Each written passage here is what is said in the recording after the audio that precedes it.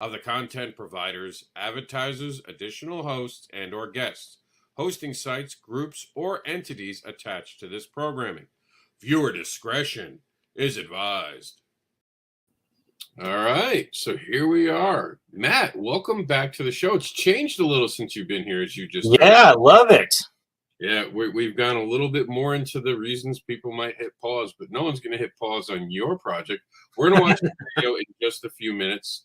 We don't know what the crossover between TikTok and videos are, so we're gonna talk for a few minutes before we get there. But talk to me. How's it been since the last issue? Catch me up. How are we doing? Things are going great. We have so last Kickstarter campaign we just did absolutely phenomenal, and so we took that extra backing support and funneled it into a creative team, expanding the creative team so that we could make better books faster. So one of the first big additions was having an interior colorist, which is Amazing Colors by Robert Nugent. And then that allowed me to completely just focus in on detailed line art, which is what I really love doing. Very influenced by like Zach Howard and just really detailed, line artists. Then we also got some special cover artists. And as I say in my video, I was really blessed to be able to work with Alex Sinclair to do the cover of this issue. And so now we're out on issue 8, and the characters are up in Scotland. So if you are of Scottish heritage or like Celtic mythology, you're really going to enjoy this book. And they end up fighting demons and coming together as a group, family. It's just a fun, exciting, and mature rated book. And this is the best one we've made yet. And now, of course, I know for Trish, who probably will be showing up, and Mike, they always ask, you can get the back issues on this, right? Oh, you know it. So yeah, as you can see, we're all the way up to issue 8. Issues 1 through 6 was sort of a collected book, or collected into a trade paperback. But due to popular demand, we were asked to have some of the individual issues because some people had been collecting them since the beginning. So for this campaign, something new that we've done is we're introducing reprints of all the old issues with new covers from various different artists. And the plan is that each time we release a new issue on Kickstarter, we're going to re-release the old issues with new limited edition covers. So you could end up with several copies of these books, each one with a different cover, each one very limited run, and often even numbered. So we got some special guests, cover artists like Bob Hall, very well-known Marvel artist who used to work with Stan Lee, is on the cover of issue 1. And then Jason Mintz is on the cover of issue 3. Issue 2 was drawn by me, but colored by Tommy Shelton. And then issue 4 was another one that I did. Issue 5 is some newcomers who have really knocked it out of the park, Kleber Lima and Antonio Diaz. And then issue 6 was probably one of our most popular covers, being brought back by Skylar and colored by Jesse. And that cover is also being offered as an art reward backer bonus when we hit, I think it's 100 or 150 backers. And then lastly, we have issue 7. And issue 7 starts a new story arc. So you could theoretically start at issue 7 and just get 7 and 8 if you wanted. It's just the second chapter. And so when this arc ends, we'll collect that one into a trade as well. So just continue moving forward with this. This is my passion project. I mean, this is obviously a Kilted, warrior. I made this because I didn't see enough Kilted, characters, heroes in comics, and I also wanted to draw monsters and demons. So I put this book together slowly over the years, and it just keeps growing and getting better. There's more Celtic mythology, there's more foul language, there's more violence, there's more sexiness. Issue 7 saw a lot of Riley Scott. a lot of her. I don't think you could see much more of Riley Scott in when we show in issue 7. Now, I want to first congratulate you. 8 issues is a big deal when you're doing it independently. You don't really hear of independent creators getting past issues number 3 or 4, to be honest. Thank you. Getting a number 5 is already something different. So kudos to you on for that. And give us the pitch. Let's say that someone doesn't know what this is. You're at a Comic-Con. Someone just walks up to you. How would you pitch this book? So I have 2 pitches. The first one is the super short version, and we just say demons, dames, and a Scotsman with a blade. And that's actually like on some of our big banners. But the slightly shorter pitch is basically that Mythica is a dark fantasy comic where a kilted soldier and a sexy super spy band together with some allies to fight monsters and demons during World War I. So it has a little bit of a steampunk feel. It has some Outlander, Highlander kind of feel. And obviously, I'm a big fan of the show Supernatural. So there's a lot of influence there. In fact, my cat Sam is over here sleeping, and the other one, Dean, is over there sleeping. So yeah, big fan of that show. So yeah, I just amalgamated, the things that I love, and put them all together. And like I said, because of that, this project is passion. It's every page I'm putting, my all into. And I have, whenever it's a good time, I do have a page that I'm currently working on to show off, the details. Well, why don't we say goodbye to our Kickstarter earnings, because for some reason I'm having some connectivity issue with it. I don't know what's up today with the TikTok, so I appreciate everyone who did get to tune in if they did, because I don't know what's going on with it. Hopefully we have the video and we can relaunch the video for different reels and all that. I appreciate the TikTok earnings, but we're going to go to our other audiences. And if you want to know more, where can they follow you, Matt? So on TikTok, I'm at Matt Campbell Art. On Facebook, I am at Matt Campbell Art, or Action Line Studios. Also on YouTube is Matt Campbell Art. Instagram as Matt Campbell Art. And obviously, I even have a Patreon, which has been a lifesaver, to be honest. That's patreon.com/Action Line Studios. All right. Thank you, TikTok audience. For those who could hear us, that's what it is with live. You never know how it's going to react. So hopefully someone got to hear us despite the connectivity issue that we had. And we'll see you at backerpaws.com. Come check out these great projects. It's the one thing I hate about live is that, see, no internet connection right now. That's what it's telling me. Hopefully. So, hey, what is your TikTok? Because I never got a notification that you Mr. were Anderson. That's what I thought. I'm telling you, I think that it had an issue this time. I'm just hoping it saves the actual video we made. And if not, I have it recorded. Awesome. Okay. All right. So let's hit your video. And this is without interruption. Let's go. Welcome, Mythica Maniacs. This is the official launch of Mythica issue 8.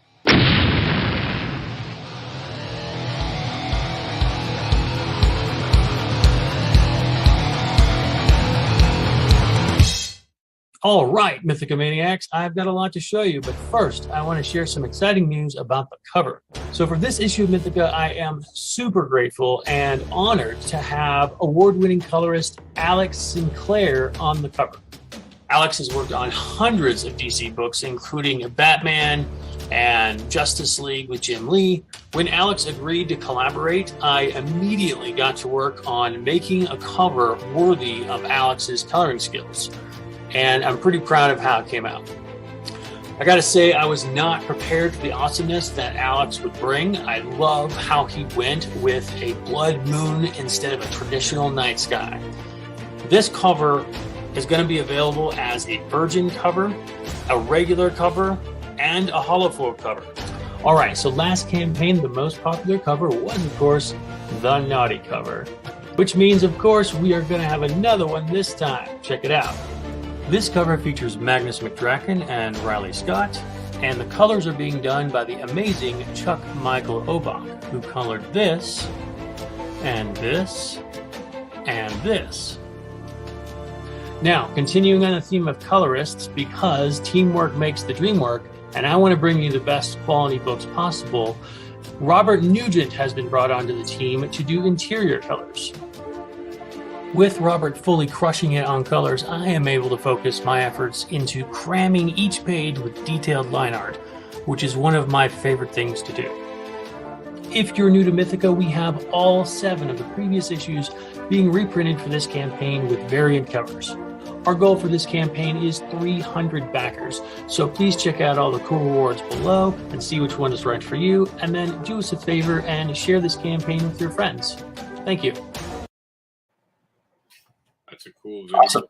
And I did see that for some reason the TikTok videos messed up, so I decided to go live again. So we're gonna see if this one works, and if not, I'll just give up. But the art you wanted to show me, that's safe for all the stream, right? Where are you streaming to? Facebook, Twitter. I think. I mean, it shows like a little bit of gore, like someone's getting impaled. Oh, that's fine. I was talking naughty bits. Yeah, there's no naughty bits. All right, so if you want to show it, yeah, let's bring it up. Let's take a look at some art. All right. Yeah, here we go. People are actually joining us this time, so it must be working. So yeah, I will share my. He's going to share his screen. And those of you just joining us, we tried doing this before. This is Talk Nerdy to Me, the Backer Pause edition. So this is special. We're going to see some great art. Ooh, look at that. So this is one of the pages from the book. I'm just about done. I'm about to do the bottom panel here, but this is the level of detail that I'm putting into the book. I'll zoom in a little bit more here. So you can see that. Excuse me. I'm really into textures and lots of background details. And just, I love all the little different splatters and textures and stuff like that. So I now get to focus on that since we have a colorist. And so in this scene, this vampire tries to bash Magnus over the head with this tool, and it does not go well for her.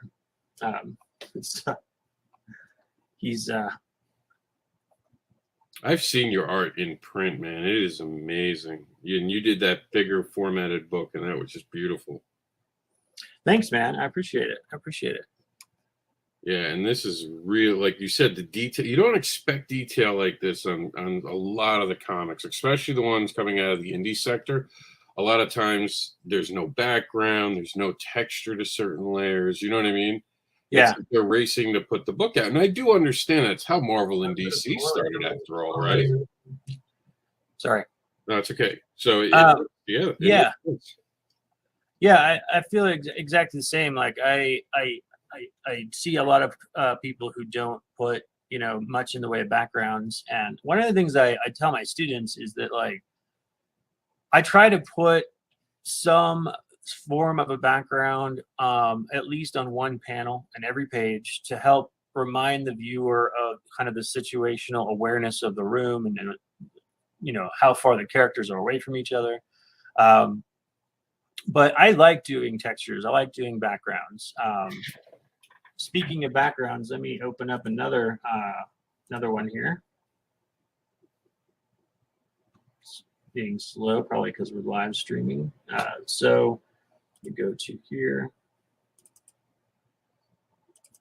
And I was wondering, this is part of a show called Backer Pause. That's why you see us. This is StreamYard that we're currently in for the TikTok audience who doesn't. It's like, why are there two faces on the screen? We are live. This isn't a pre-recorded thing.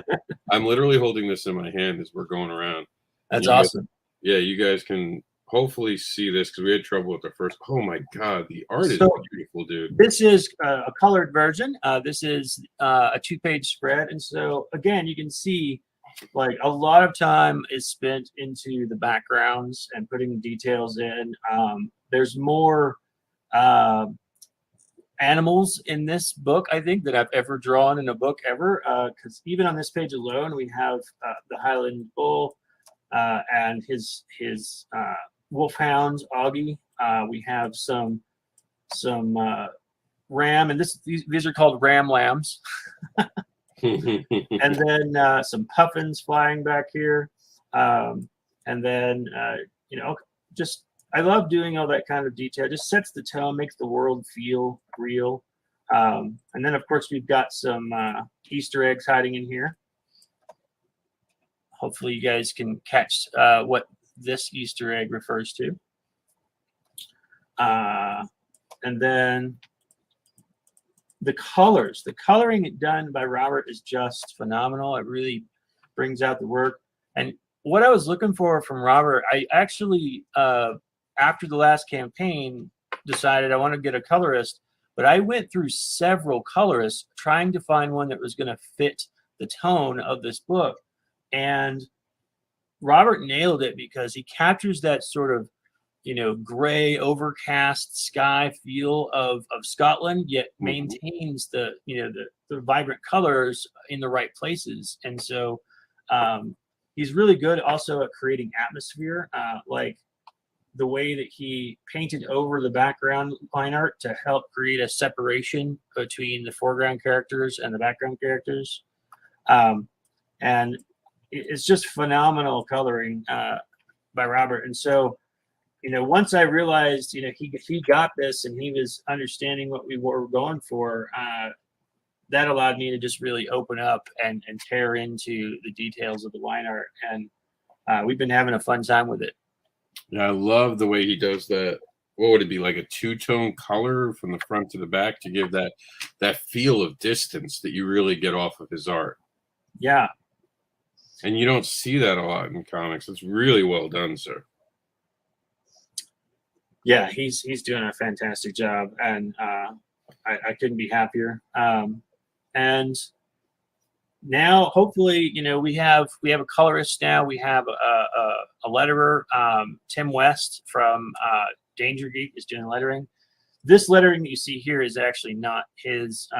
That's a placeholder that I put in there just so I could see how it looks. But I learned a long time ago that like a good letterer can really take your comic from average to pro, or the other way around. It can take a really great looking comic and make it look amateurish if you have a bad letterer. So yeah, what is the old adage? Lettering should never be noticed but appreciated.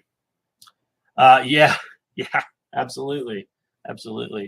All the little sound effects and stuff, it's really just crucial to the storytelling. Definitely beautiful. Now, where can they get? Is there like a URL you have that they can get the TikTok audience quicker to get to it, or is it just? So, actually, if they go to my TikTok, Matt Campbell Art, there's a link in my bio that has a bunch of different links, but the very first one is the Kickstarter, and take you right to our support of this. There's also a link to the website where you can just buy back issues directly. I always have a boost in sales during Kickstarter. Visits to the store and whatnot.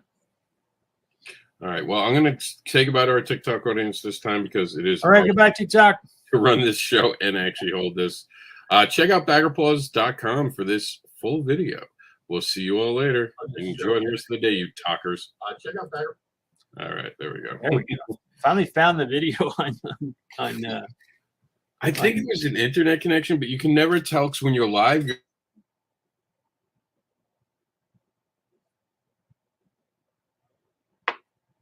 Yeah, I think I know what you mean. I think I just lost you for a second.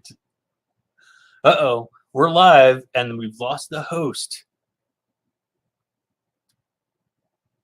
I have no control, so you guys are going to have to be stuck with me chatting about my comic. So they have to be stuck with me chatting. Little echo there. I think, Mr. Anderson, we lost you there. That's funny. Favorite artist, and you think that they would fit, or if you are an artist, be sure and reach out, and I will try to see what I can do about being on the cover. All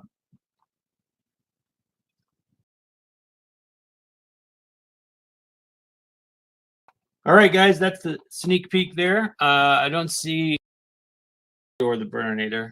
She goes by Dory for short, but she's just an adorable little kitten. And one more animal that is in this book. There are more animals I've drawn in this book, I think, than any other book I've ever done. There's cats and Highland cows and bighorn sheep and puffins. And then, of course, we have the demons.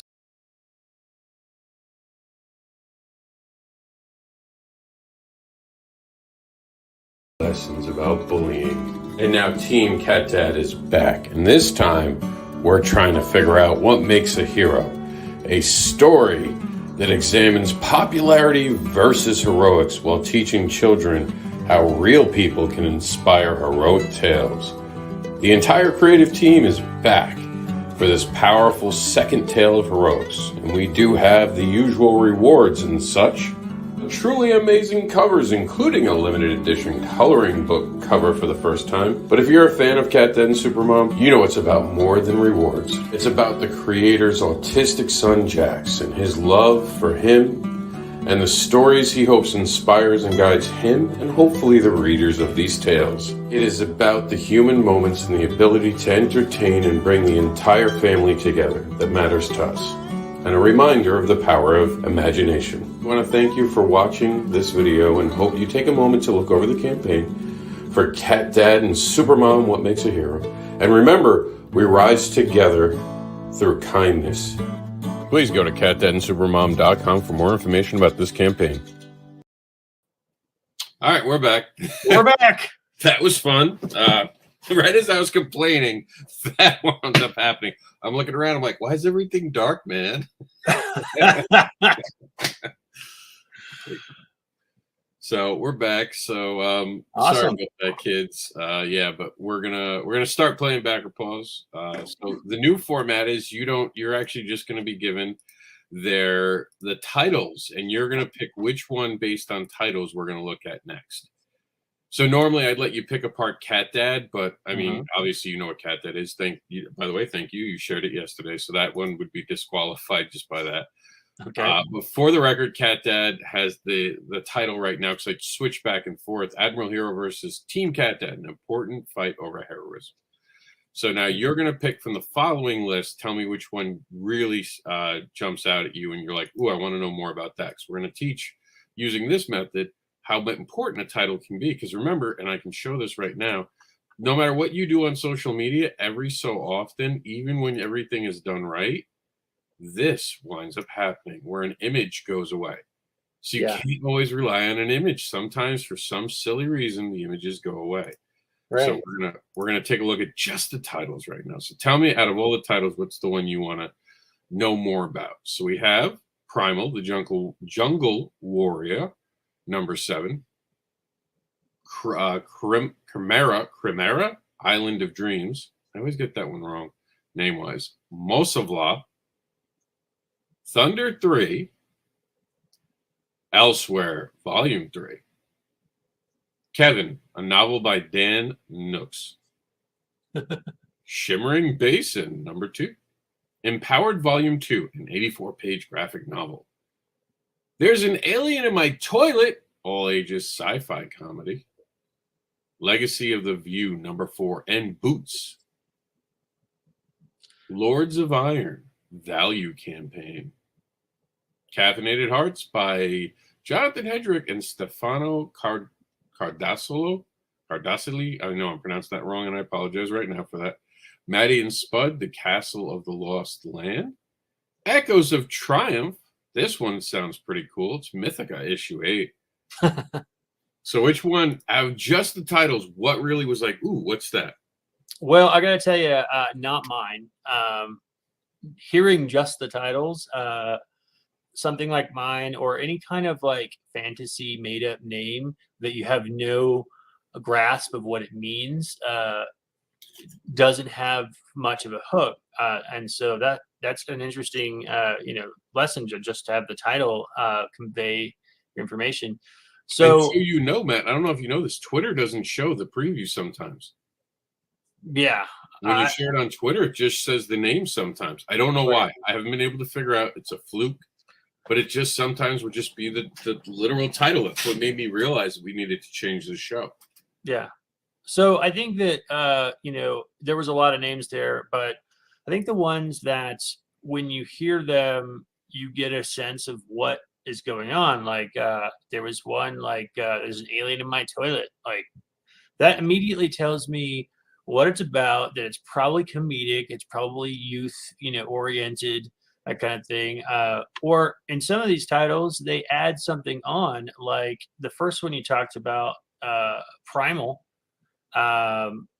It said Primal, and then, something about the jungle, after it. And so that gives me an idea that it's, probably this, kind of an idea of what it is. It's probably got some like jungle people and maybe dinosaurs and monsters. Yep, sure enough. Sexy girls, looks like. So I think that that is a lesson learned. Like in my when I did my graphic novel, we had sort of a subtitle like that. It was called Mythica'd Darkness Rising. And that still gave you more of an idea, even just in the title, than Mythica by itself, because Mythica by itself just could mean almost anything. So I think it's important, like in these titles, to have something behind it. And I'm actually curious about that, and I'll open this up to you to answer and to the audience to answer, and what your thoughts on this are. But as I said earlier, before we took a break, issue 7 started a new chapter, and this chapter, this book is going to be titled, when it gets put together as a graphic novel. So this one was going to be called Mythica Cape Wrath, because that's where this is taking place at, and it sounds cool, and it's a real place, by the way. So my question to you and to the audience is that rather than saying Mythica issue 8, warning, sorry about that. No, that's fine. Do you think that it would be better to say like Mythica Cape Wrath, issue 2, or something like that? Because on the cover it already has issue 7, issue 8. I can't change that, but I can change, the title or how it's being presented. So what are your thoughts? What do you think? I always like with Cat Dad and Supermom, it's not necessarily serialized. It's like a cartoon. You can pick it up anywhere it wants. But I like to try to mention series so there's more than one. I think that's a quick indicator. Like Mythica series continues with, and then you give the title of that issue. And I think every issue should have its own title. I've always been a fan of titling my issues. And if it's a story arc, you can always go like, the Jungle Warriors, Treachery, Right. Issue 1, like story arc 1. No, I totally agree with that. I know, even like when you watch your favorite TV show, each episode has its own title. So that's a great point, and something I definitely will take to heart. I think I could definitely benefit from that. It's funny though, Primal, the Jungle Warrior, really does well on their title. A lot of people have been interested in it. But then they're what I call the pitch, that next sentence should be your pitch. They put comic book. Like they were but this is a campaign that's obviously leaning heavy on the arcs. The art is just beautiful. And well-known artists too. Yeah. So there's definitely a lean, but if you're not seeing a preview image and no one knows what this is. This is the one you're talking about. Is this the one you're talking about that has almost softcore porn on the cover? No, there are a few. Those are, I won't cover those because they push a little harder.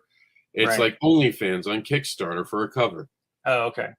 Yeah, I know there's some models on one or two of these covers. Models are one thing, but like some of the things I've seen, some of these, like it's to a point where I'm surprised they haven't gotten flagged by Kickstarter. Let's put it that way. Yeah. And I make a book about fetish, so I am not the prude in the room. So. Right. Yeah, I remember that. Yeah.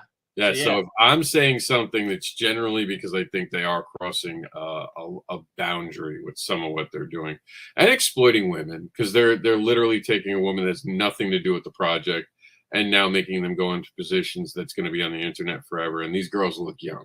You know Right. what I mean? Yeah. Yeah. So So this I think I can see why this book is selling so well. yeah, I mean, and it's got good art and it makes sense. And I've always said that, bad characters being, drawn naked never really surprises me. And it kind of almost goes with the character of a bad girl, right? Like she doesn't Yeah. care. She'll use her looks. So it's more Right. about how you treat, like, even that. I mean, I'm sure, this sells really well, but to me, that would be too far. I'd never do something like that for Barbara, Right. because I'd want Barbara to stay fictional. That's just a personal call on my part. Everyone is different. You know what I Right. mean? But she's not in a bad position or anything like that. Like that's No. tasteful still. Yeah. Yeah. I agree. But I've seen literally like things like, let's put it this way, I could have given her an exam on some of the things that I've seen. You know what I mean? I know what you mean. So So yeah, back to the point of backer pause. I do feel like, because like we talk about this in my class when we talk about the pitch and the sentence pitch, is there's a way to test your pitch to see how many points of intrigue it hits, and the idea is to reach as wide of an audience as possible, but the name alone sometimes is something that you're absolutely right is overlooked. If it's something, we talk about that in the pitch. Like if you were to describe Star Wars to someone for the first time and use words like Jedi and things like that, they wouldn't know what that means. So you have to describe it as a young farm boy, goes and helps save a princess from the Galactic Empire, so that they know what the premise is without needing to know all the deep fantasy names. yeah, And I think that falls into the titles as well. So it makes branding harder too. I know for me, I've struggled with that at shows. People come up and they're like, what is Mythica? Because it's just not right out of the gate clear. So it's something that is worth thinking about, boys and girls. Is their title should really let people know what your book's about. and this is one that dragged you too. There's an alien in my toilet, all action, all ages sci-fi comedy. The Pride of Uranus was sent to Earth on a recon mission. His plan was foolproof until he forgot to refuel. His name, Duty. So, I mean, like right there, you get this is coming out to be humorful. You know what I mean? Like that's the Right. pitch. You're either gonna like it now or you're not. It's like when I said Cat Dad and Supermom was teaching morals with farts. There were some people that was it. They didn't want to know anything more because I mentioned the word fart. But more Yeah. people thought it was funny. So Yeah. you want to watch the video for this and see what you think of their video? Sure. All right, so they're going to be our first one. Remember, you can just raise your hand if you feel back or pause. Okay. So there we go. Hey, I'm Samuel, and this is Duty, and this is Duty too. They're both duties. Anyway, I'm the creator of There's an Alien in My Toilet, an all ages slapstick humor comedy series that everyone in the family can have fun with. I created the series back in 2005. Received a lot of attention. It did about 5 issues, and then I had to leave comics for a while. After 10 years, I decided that Duty and I, we had some unfinished business. So basically, he is tasked with coming to Earth on. What do you got? I'm sure this is a good story, but I don't need to know all that backstory. I'm still trying to figure out what your comic is all about or your story is about. So I would get into that, maybe like chop it up and say I've worked on this for 10 years and come back to the meat and potatoes, because I mean I don't know if I'm the first person here to see it. I wasn't part of your previous campaign or whatever. I want to know what this is first, and then all the previous stuff second. Excellent. I say it all the time. It doesn't belong in your Kickstarter. Your Kickstarter video, unless you're talking about the inspiration, behind the campaign. Like I have one where I talk about Jax and why we created the book. That was in the middle of the campaign. That was on purpose because this was the middle of the campaign. This was the time to try to win over the people who were kind of on the fence, and it's now part of the project. And you keep these things in. But you, like you said, you start off and within 10 seconds, you don't wow me, I'm gone. I'm a remote culture. I'm going to click the button to go to the next video. TikTok has taught me someone's got 5 seconds to impress me. All right, that's it. I'm going to the next thing. Yeah, yeah. I think, that's something we talk about at my class, and when we talk about graphic design, is like a lot of students are just focusing on like making something have good alignment and good balance and, just sort of neatly organized pages. And I'm like, no, man, you need to capture people's attention in this day and age. So your page has to have an attention getting wow factor first to hook them in, and then they'll read the content. But all your organization and fancy fonts and all that stuff, it's not going to do it without that wow factor first. And you have to think about that now, no matter what platform you're using, whether it's video or a post on, a single image or an ad in a magazine. It all has to be fast, fast, fast. That's unfortunately just the nature of our world now.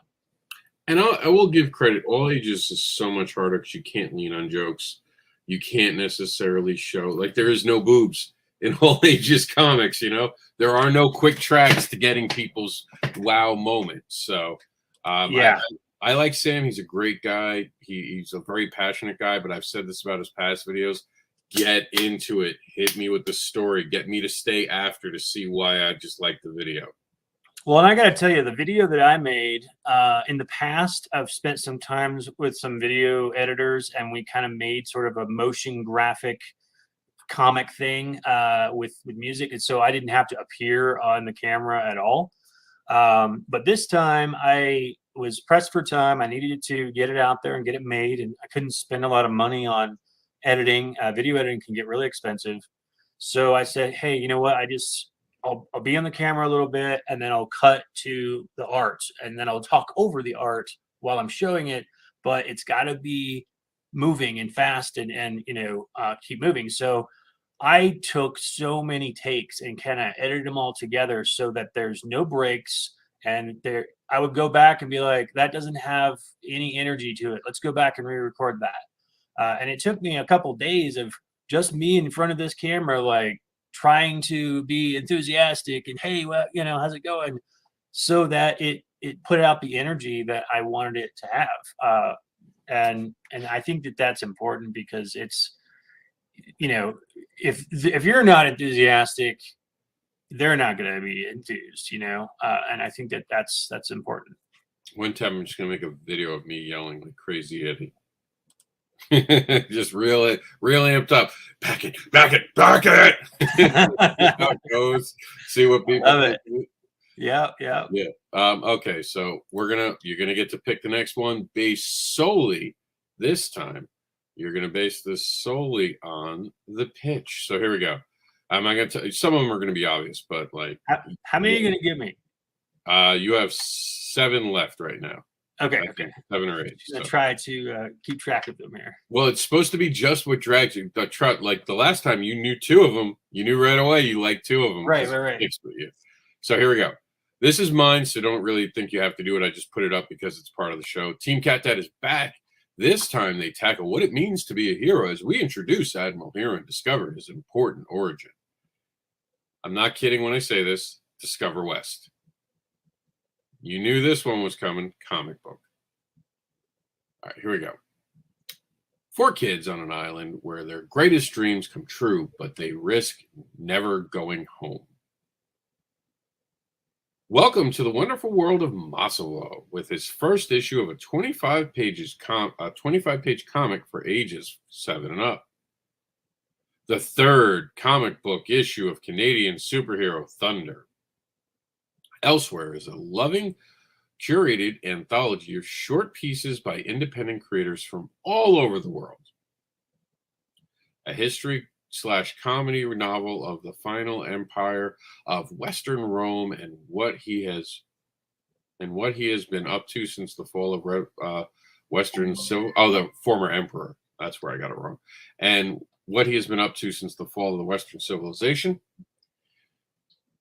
Shimmering Basin 2 returns to Shajai with her gang of young adventurers as they take on new threats and new allies. A superhuman powers continue to emerge across the world. We return to 3 individuals who must face villains and life. And I think that's it. Oh, the Boots one. Here we go. Legacy of the View number 4, along with the spin-off series Boots. Chapters 1 through 4, a manga that blends shinobi, voodoo, and mechas. And that's what you got to pick from right now. All right. So to be fair, at the beginning, some of these, like, I didn't know you were finishing one and then starting another one. So I'm sorry, I was like, oh, I didn't know how. If we're on the I same should one or put not. something like next or something. Number 1 or number 2, yeah. Yeah. The one that stood out to me, I think the most, was the second to last one. Said something about villains.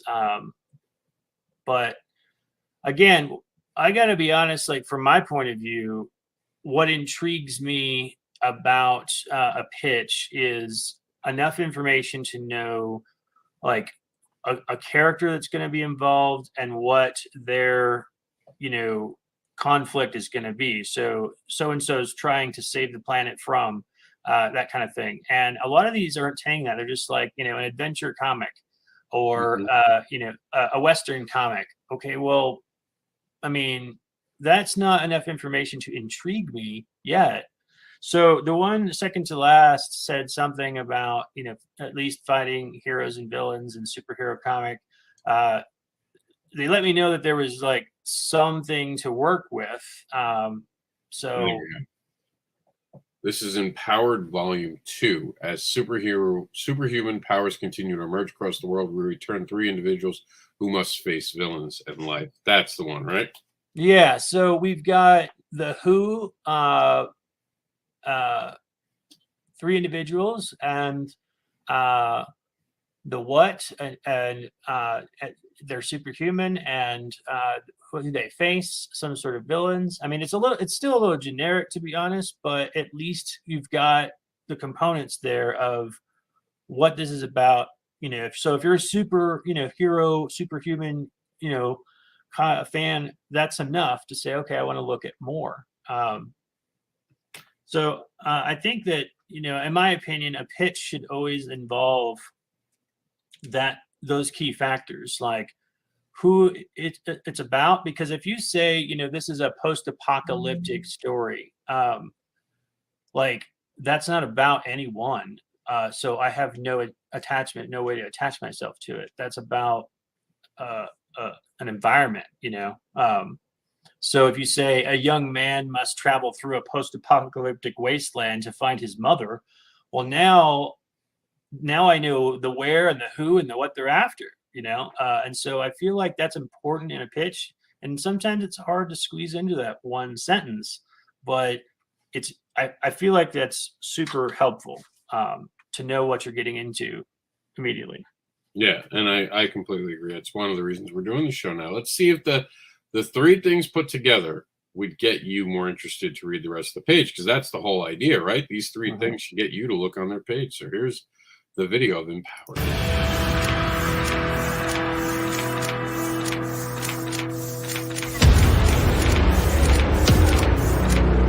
Hi everyone, Ed here from SOV Comics. Building a universe of superheroes has been a dream of mine for years. I don't think that it has to be made up of the kind of stories you see in mainstream comics either. I believe that real stories that speak to people are the important thing. With that in mind, I assembled a team of some of the best writers and artists in the business, and we all worked night and day to make these stories a reality. Just so you know, Matt, this is a 3-minute video. What we created was the Empowered. In this second volume, we follow 3 superhumans who have to live their lives as well as making a hard choice about their new abilities. Do they help others? Or do they do whatever they want with their power? I was trying to give it the benefit of the doubt. I wanted you to know, I saw you. I saw, like, I would have paused it on that intro. That 20 seconds of my life, I'll never get back.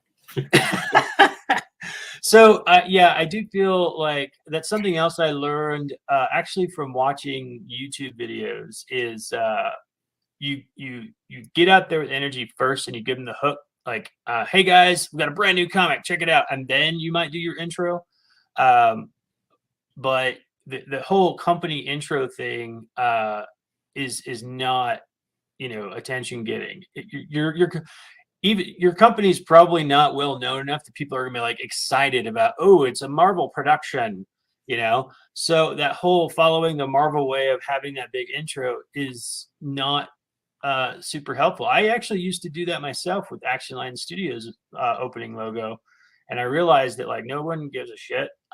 So either I'll put it at the end, or in this case, I didn't even use it on my pitch. I just jumped into, you know, hey, here we are. And the thing is, like, as I was listening to this guy, he had a lot of things that really resonate with me, like having a good story over having just, you know, a cool character, you know, whatnot. And I do think those are points that, you know, could be made at somewhere. But what we want to know is, I learned about this being a superhero comic fighting villains, so I really want to know a little bit more about who these characters are and what their villains are, maybe, and like how this is going to play out. And that's, you know, I was hooked at the beginning, so now I need to know a little bit more information, and then we can move on to the detailed stuff down in the bottom, maybe. The one thing I'll say about this is don't make it feel like a documentary, because I'm instantly going to not be interested because I don't know if I care. And it's just true. Like I'll watch a documentary for Marvel very rarely. And it had to have been one of the movies I really like. Guardians of the Galaxy was a good laugh, but I never sit through a whole thing for them explaining how they made the movie. It's not that I like the behind the scenes and to stay behind the scenes. So this almost feels like you're going to ruin something for me I shouldn't know. Give it to me like a pitch of the show. Constantly tell people, and there is a disconnect. You could tell sometimes creators who don't do shows because they're not used to pitching, and pitching is so important. That's why we added it to this year. So now we're going to go to the final thing, and this is now going to be, close your eyes, because I'm going to scroll real fast. This is going to be based on just your eyes. So looking at the images, you're going to tell me which one you want to see. So I'm not even going to expand it so you can see the name. You just get that preview, because that's what you see on Twitter, that small preview. Yeah, yeah. And we've seen Primal, but that would be one picture I know would get people to click it. So, and if you scroll back to that, I think, you know, a good thing about that image is not obviously that it's just, you know, a cute girl, but there's really high contrast. The background is clean and clear, and so your eye goes right to it. Whereas like the one right below it is really busy. There's a lot going on. So at small scale, it's hard to see, you know, everything that might be going on. I mean, it's not bad, but I would have gotten rid of that background. And my page has the same problem. I think that this one above with the animals is nice with that black background. Nice, another nice high contrast. This one below it with the character coming out at us, that's exciting and interesting already. Very actiony. That one's a little hard to make out at small scale. I can tell it's a woman smiling, but I can't see all the little details. They kind of blend together. And it's interesting when we start looking at these things, how much you realize they're so important. Mm-hmm. That one looks boring, Kevin. Well, I think it's a novel, in all fairness. So novels generally don't have much art. So then we have this. This one looks interesting, but the way it's cropped is really unfortunate. Like both the bottom characters and the top characters' faces are cut off. Yeah, and that's straight from Twitter to prove the point. We're using Twitter links now. Yeah. I think, again, we were just looking at this one. They should have just chosen one image, probably that middle one, and focused in on that, because that's a nice, well-done image. But with all three, they get even smaller and less busy. There's the toilet one. Yeah, I think that one works pretty well still. The Legacy of the View. I have no idea what I'm looking at there. Is that? I like it because it's action, though. I do like action pictures. I do too, but I can't figure out at small scale, like if that's a dude upside down or. It is. Okay. Here, I can actually let me make this just a wee bit bigger because we're talking about this one now. If my computer will respond, there we go. So there you go. Does that make a little more sense? Yeah. So it looks like there's he's flying through a window or something. There's shards of glass and looks like maybe even something going into his eye. Yeah. And there's an evil, forbidding person behind everyone. Yeah. And then we have what looks like almost, I mean, this looks dope. It looks like RoboCop meets something badass. Mad Max or something mixed together. Yeah, that looks great. Nice attention getting image. That's nice looking. This one, Caffeinated Heart. All right. I guess you're a coffee fan. See, I'm not into coffee, so it doesn't resonate with me. Marty and Spud. Now I think right away this is a mistake because your campaign picture. And this could just be a Twitter thing. Like, let's take a quick look on his campaign. But if you have that's really how it is. Yeah. So sometimes you do get your pre-launch mixed with your regular campaign's image, and it doesn't update. You have to go to the debugger for Facebook and the validation for Twitter. Just look up those two terms, and you'll update it. But yeah, having it that it launched on the 12th when you're on the 23rd, you need to update your image. Yeah. You could have now on Kickstarter, but again, it doesn't, like you said, there's nothing there now. I don't understand what I'm looking at. And here's that. I guess that's an eyeball and an ear, but it's kind of missing some things. But that one's terrible. It's not terrible. After the show, do you feel like there's some things you want to change now that we've taken a deeper look?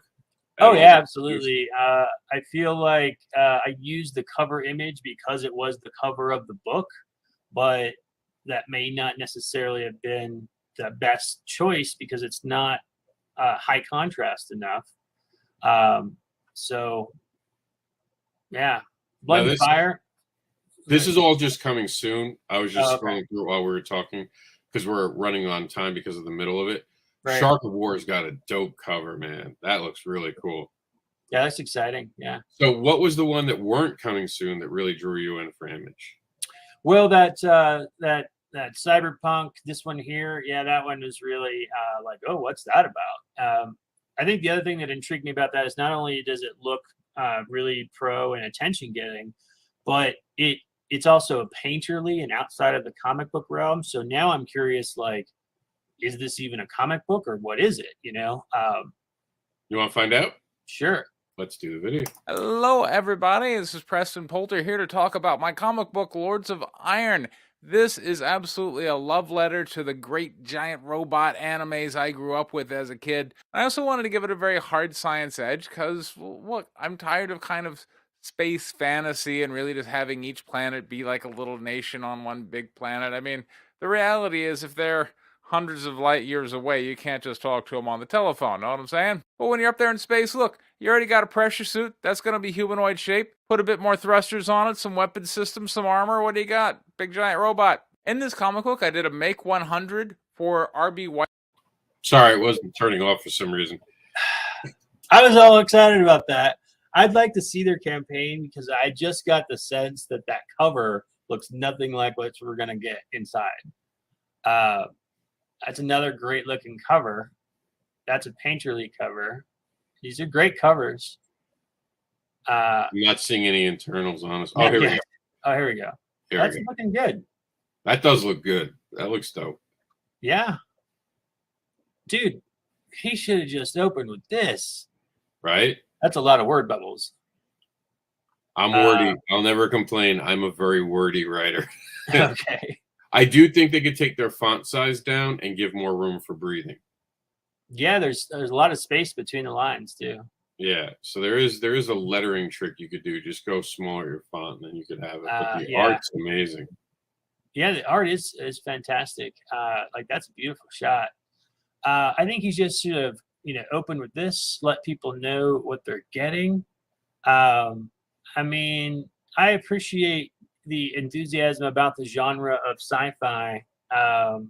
But again, like I was hooked at that image. I wanted to know more about what this is, and you're not telling me that right away. You're telling me about why you're making it and why you started this book, and what was your motivations and all that stuff. And if I would have saw more of this right away, I would have instantly jumped on it and backed it.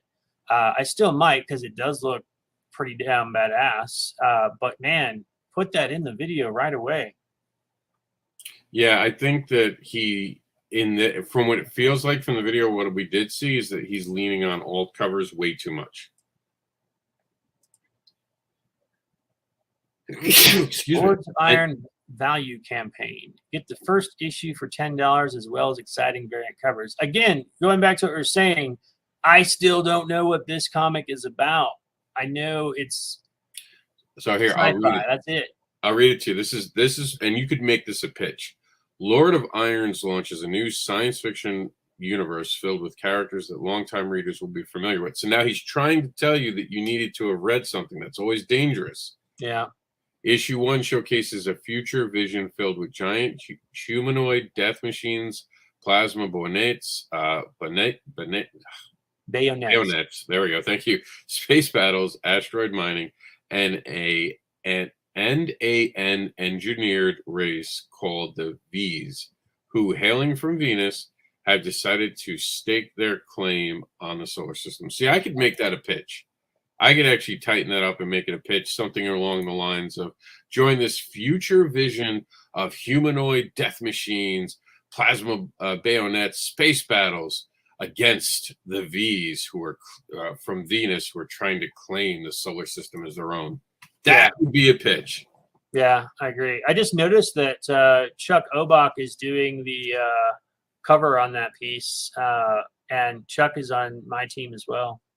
He's in amazing colors. Yeah. Oh, the colors in that. The way he grabs the. I think that thing said he did the interior colors. Scroll up just a little bit.